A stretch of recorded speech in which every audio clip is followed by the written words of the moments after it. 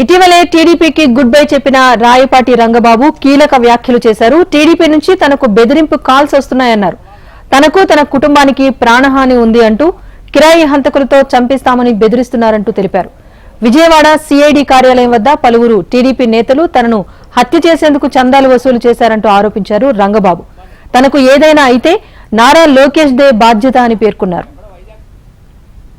ఉదయం నుంచి థ్రెట్ అనేటువంటిది ఒకటి వైజాగ్ నుంచి అంట. చౌదరి చంద్రబాబు ఎన్నున్నా చంద్రబాబుని మనం కాదనకూడదు, ఎంత ఆయన చేసినా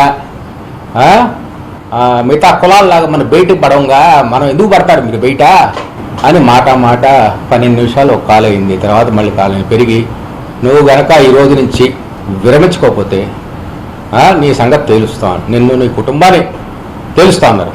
రారా చూద్దాం, గుంటూరు రా, నువ్వు ఎక్కడో వైజాగ్ వచ్చి ఇక్కడికి వచ్చి మాట్లాడు. ఆ తర్వాత రెండోసారి నిన్న సాయంత్రం చంద్రబాబు నాయుడు గారు సిఐడి ఆఫీస్కి వచ్చారు.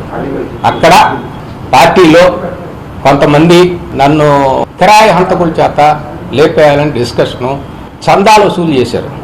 ఒక 50 లక్షలు ఖర్చు అయిద్దంట. ఆ పేర్లు ఎన్ని వివరాలు నేను ఎస్పీ గారికి ఇవ్వటం జరిగింది. నేను ఇక్కడ 40 సంవత్సరాల్లో ఇక్కడే ఉన్నాను.